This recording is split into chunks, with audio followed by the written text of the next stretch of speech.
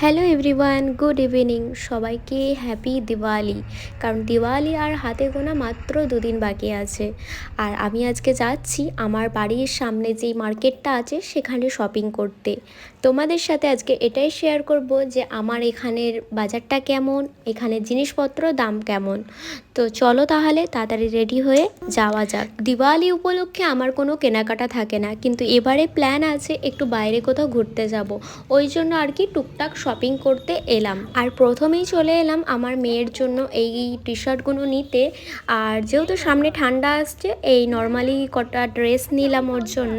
কারণ heavy dress সবসময় তো বাচ্চারা পরে কমফোর্টেবল হয় না, ওই জন্য আর কি। আর এই ড্রেসগুলো নিলাম, আর ওর হেভি ড্রেস আছে বলে আমি আর এই নর্মাল টি শার্ট আর প্যান্টগুলোর দাম নিয়েছে তোমার ওই 350 টাকা করে বলছিল, নিয়েছে 320 টাকা করে। দামগুলো কি ঠিকঠাক আছে তোমরা কিন্তু কমেন্টে জানিও। এবার আমি চলে যাচ্ছি আমার জন্য জুতো কিনতে। চলো দেখি জুতো কেমন কি কালেকশন আছে আর জুতোর কেমন কি দাম আছে। এখানে অনেকই জুতো দেখতে পেলাম, কিন্তু আমার দুটো পছন্দ হয়েছিল, কিন্তু সেগুলো আমার মাপের পেলাম না। আর এই সব উপরে যেগুলো দেখছো ওগুলো সব 300 থেকে 350 থেকে 400 থেকে এরকম ছিল। এমনকি 150 টাকা করে দু জোড়ি জুতো এরমও আছে। আমি একটু ভালোর মধ্যে চাইছিলাম, কিন্তু সেটা আমার পায়ের মাপের হলো না। চলো অন্য দোকানে যাই। দেখো দিওয়ালি বলে চারিদিকটা কি সুন্দর আলো আলোতে ভরে উঠেছে, তাই না? আর কি ভালো লাগছে দেখো দেখতে।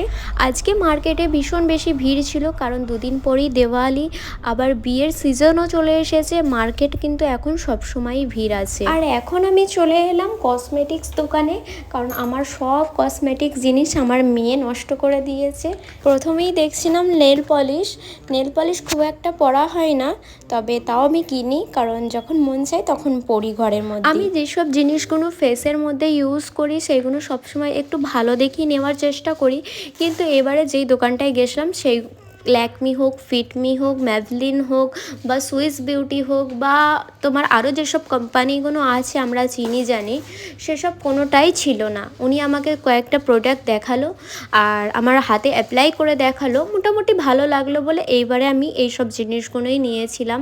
ভাবলাম যে প্রত্যেকবার তো ওগুলো ইউজ করে দেখি, এবারে না হয় একটু আলাদা কিছু ইউজ করে দেখি কেমন কি রিভিউ পাই। আমার কোলে থাকাতে আমি খুব বেশি ভালো ভিডিও করতে পারিনি আজকে।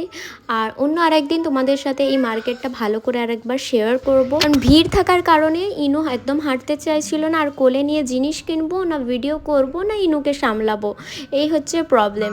তো আবার একদিনকে তোমাদের সাথে শেয়ার করব। এই ছিল আমার বাড়ির সামনে মার্কেট, আর এখানকার জিনিসপত্র দাম ওই মোটামুটি আর কি। আমার কিন্তু এখনও শপিং টুকটাক বাকি আছে, তবে আজকে আর করব না। আজকে বাড়ি যাব, কাল যদি পারি তো আবার আসবো, সেটাও তোমাদের সাথে শেয়ার করব। শপিং ব্লগ এটাই ছিল আজকে।